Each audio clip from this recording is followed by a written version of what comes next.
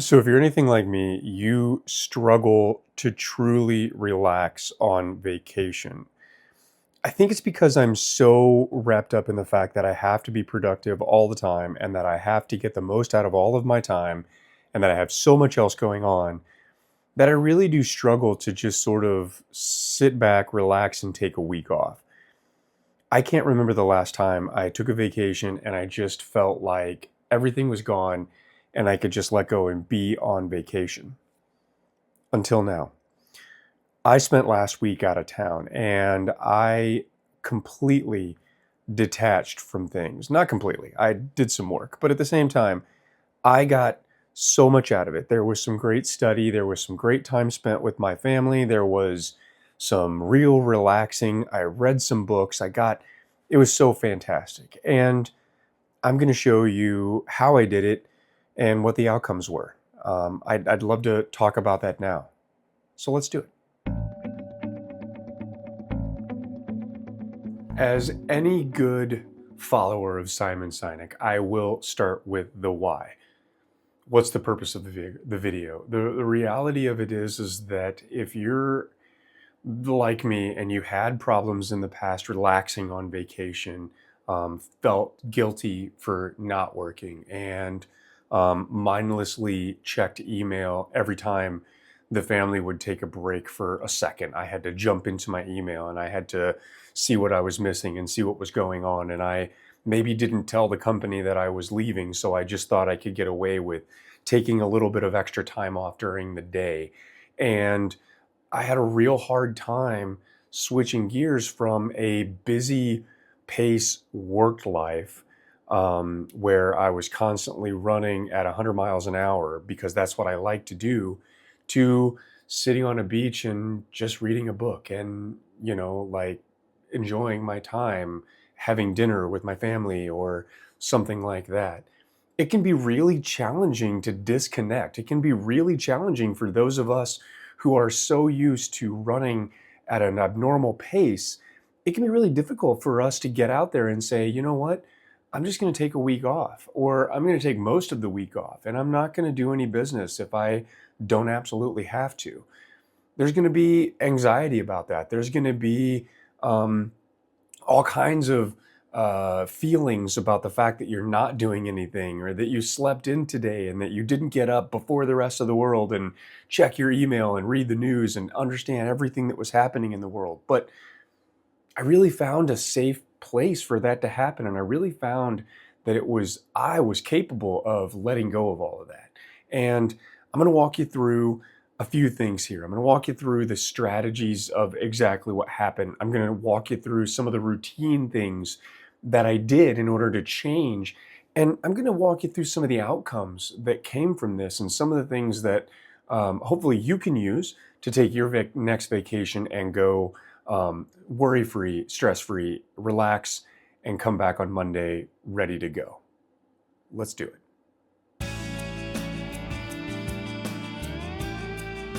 First things first, set some expectations with yourself on exactly what it is that you're going to do during this week. Look, most of us are not going to be able to just completely walk away from our email. I realized that I had to check my email every day. I knew it was going to happen. I knew it was something that I needed to do. So I just built it into my schedule. I realized that not everybody is able to get away from their email, get away from checking Teams or chat or Slack or whatever it is that you happen to be in. Not everybody is capable of getting away from that every day. And if you own a business, you're going to get phone calls. You're going to get people who are going to check in with you. And now my system is set up to where I don't answer the phone, the voicemail goes to my emails, and I can check everything all at once. So basically, what I did was I set up a time in the morning, in the afternoon, and in the evening to check my emails, to check in, make sure what it was that I needed to take care of, and to get those things done in a timely manner. It just so happened to work out for me because I check them in the morning before everybody else was up. I check them in the afternoon while we were all coming home from the beach and getting ready to go out for dinner. And then I check them at night while I'm just casually sitting around playing games with the family or something like that. But I will explain. I tested a few different things. A lot of it was just pre-planning. Like I had to come up with ways that I was going to make this work when I was on vacation. And I had a good idea of what our schedule was going to actually look like and what I wanted it to look like. But if you don't know that, you may have to work with a couple of different things. You may have to say, oh, I'm going to go ahead and try checking email at this time and this time. You may have to work around some different stuff. And if it's not email, if it's answering a phone call, or if it is something like that, or returning a phone call or anything like that, you may have your own setup that you have to do in order to make this work for you. But it's important that you set some realistic goals for yourself. They must be realistic. I knew I wasn't going to get away with not checking email all week. That just wasn't going to happen. I knew I was going to have to check it. So I set a realistic goal, 3 times a day, 2 times a day. That's a very realistic goal. And I set aside the time in order to get that done. Okay, let's talk about how I set up my environment and really about how I limited my technology and how I was able to set up my technology so that I would be away from things. So, first off, I am not the person who wrote this. I got this idea from someone else, but I made my cell phone truly boring. I made it a monotone green. Essentially, all of the apps look the same. They're all green. In fact, I actually left this setting in place because I wanted to be more mindful of how I was using my phone anyway. But I made my phone boring, first off. That was the first tip, because if something is boring to look at, the icons don't have colors in them or anything like that, it's not going to pop, it's not going to look like candy, and I'm not going to want to do it.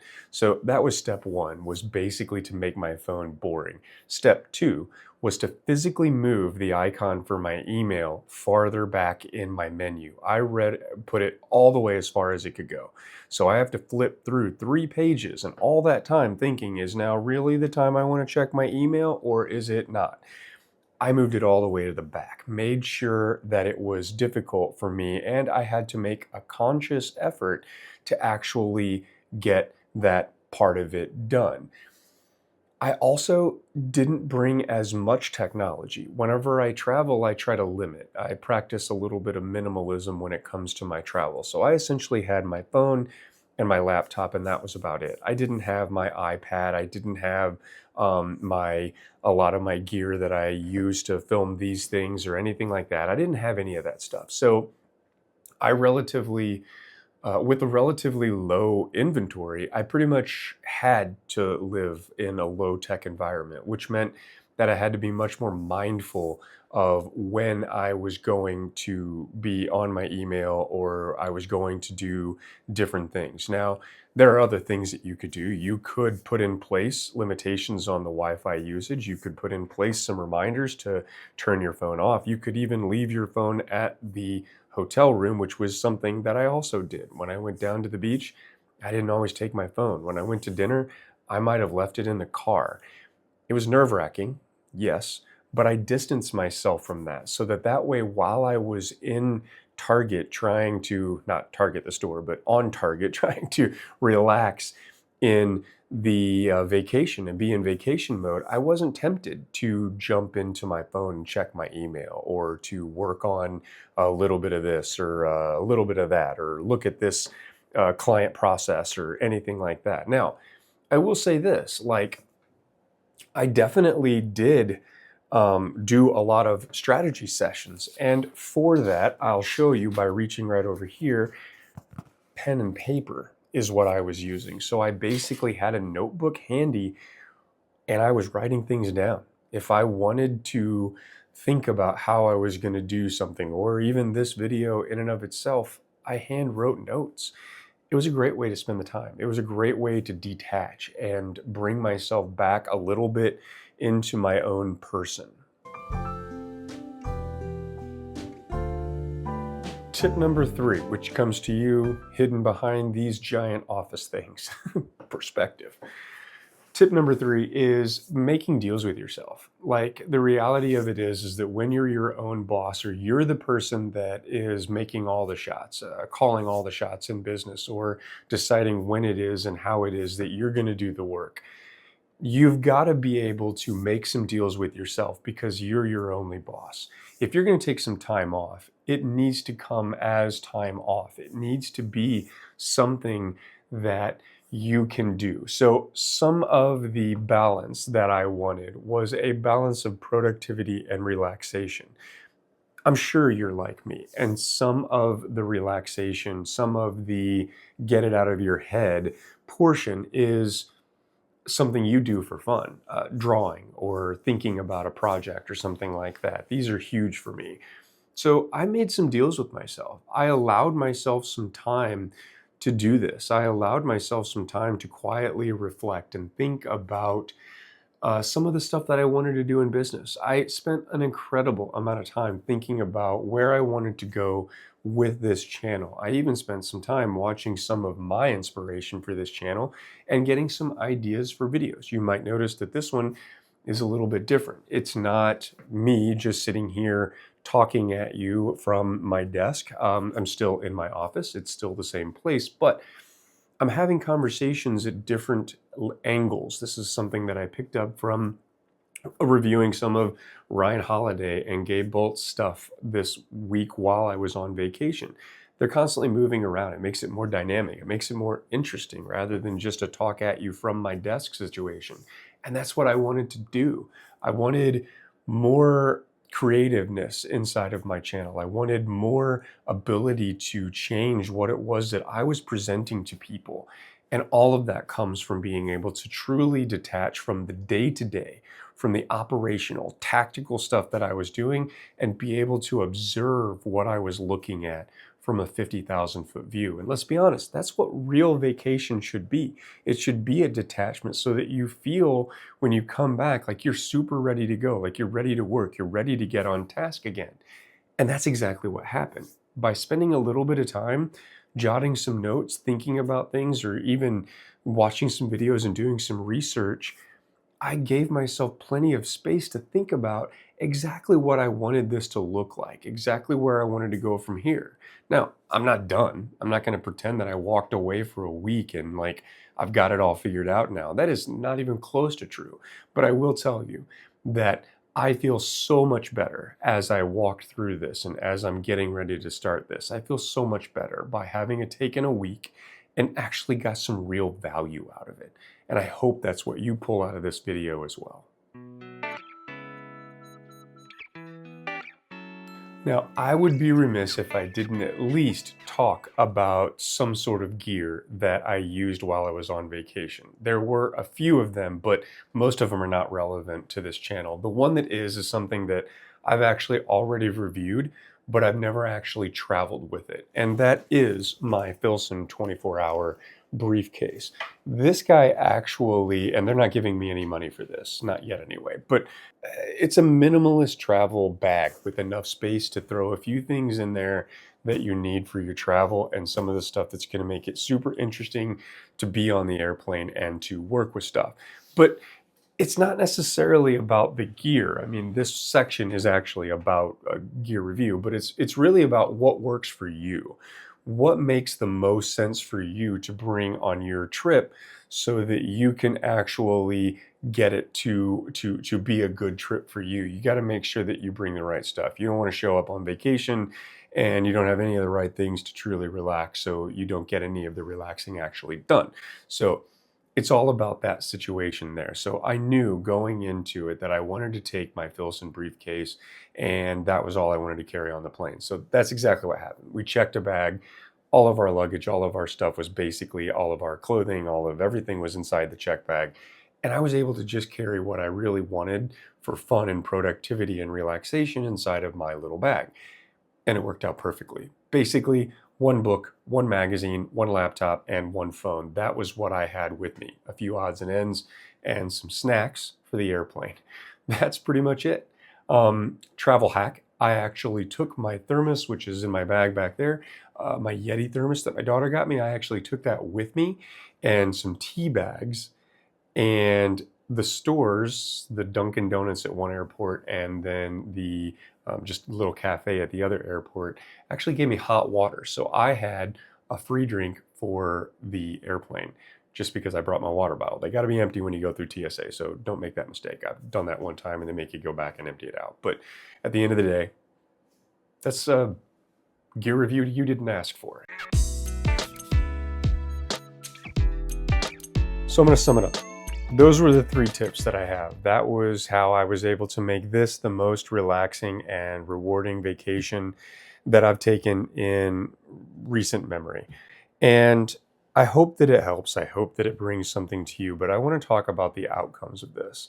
First and foremost, high in my mind is that this morning on Monday, when it was time to get back to the routine, I almost couldn't remember the routine. And I struggled over the weekend to put long sentences together and long words together.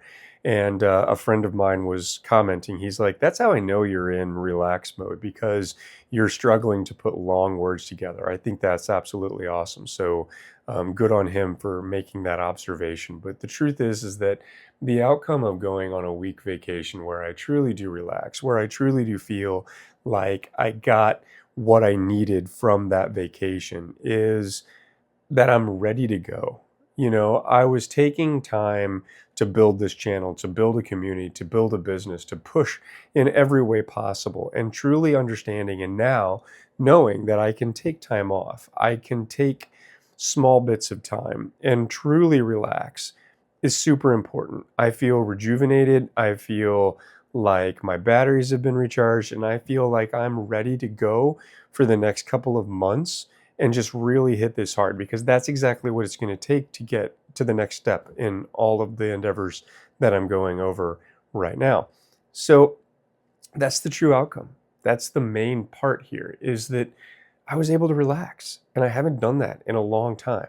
So I hope that helps you. I hope that you gain from this some things that you can use on your next vacation to detach and walk away from it. But that's not it. I want to hear what it is from you. I want to hear some things in the comments that you use to truly detach. Do you leave your phone at the office? Do you not bring your laptop home? Do you not touch your laptop at night? Are there things that you do to truly relax? Maybe not necessarily just on vacation, but all of the time. I'd love to hear about it. Thank you very much for watching. Goodbye.